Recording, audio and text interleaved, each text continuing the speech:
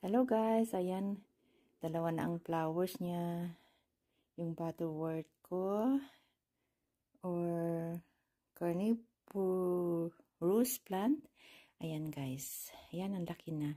Dati ang malilit lang ang dahon niya. Ayan, malaki na. Ayan guys, makikita nyo ang daming fungus nuts.